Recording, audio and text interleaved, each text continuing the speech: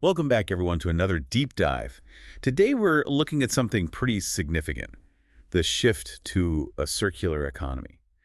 Specifically, how a company, actually goes through that. Yeah, we've got this briefing document that really lays out one perspective on that journey. It's quite detailed. Exactly.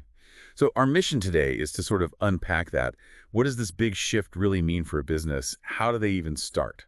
And why it's becoming so crucial. It's definitely more than just a trend. The source calls it a fundamental departure, which sounds, well, fundamental. It really is. What struck me in the document is how it frames this whole thing. It's not just fiddling around the edges. It's a total strategic rethink.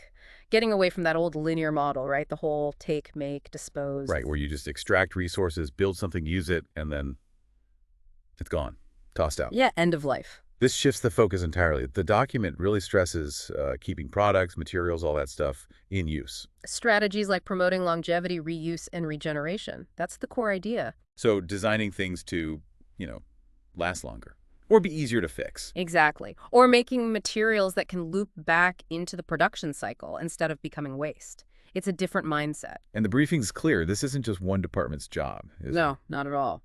It emphasizes that companies need to work on kind of multiple levels at once for this to actually work. Okay, yeah, I saw that. The document breaks it down into three levels of circular economy transformation.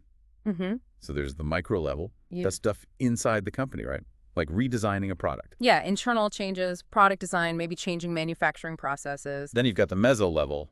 which is more about collaboration between companies. Think supply chains, industrial parks, maybe. Okay. Like setting up joint take-back programs or one factory's waste being used by another. Precisely, that kind of industrial symbiosis. Sharing resources, working together. And the last one, macro level. That sounds big. It is. That's the wider environment, engaging with policymakers, shaping standards, influencing the market itself to sort of favor circular approaches. So a company's journey really touches all three of those levels. Wow. Yeah, they're interconnected. You can't really succeed just focusing on one. That sounds, well, pretty complex to manage strategically. Mm-hmm. How does the briefing suggest companies actually, navigate all that?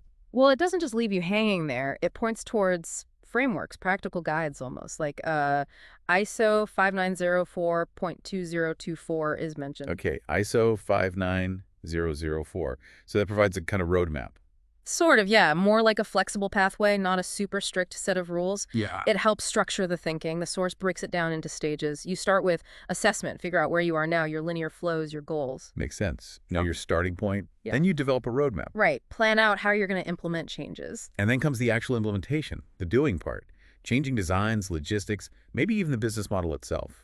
That's the core of it. And crucially, there's monitoring and evaluation afterwards. You need to track progress, see what's working, what isn't, and, adjust. So that standard helps bring some order to a potentially massive undertaking. Exactly. It provides structure. So pulling this all together, the briefing seems to say that, yes, it's challenging, but this shift isn't just about being green, is it? Not at all. By embedding these circular ideas, using that multi-level thinking and maybe frameworks like the ISO one, companies actually build real advantages. The document's pretty direct on that, isn't it? It talks about enhancing long-term sustainability, resilience, and competitiveness. Absolutely. It frames it as future-proofing your business. In a world where resources are getting tighter and markets are changing, this adaptability becomes key. Adaptability, yeah. That seems critical. The document definitely highlights that. Okay, so think about this whole journey, this big shift companies are trying to make, moving away from take, use, discard towards longevity, reuse, regeneration. Across all those levels, it makes you wonder, doesn't it?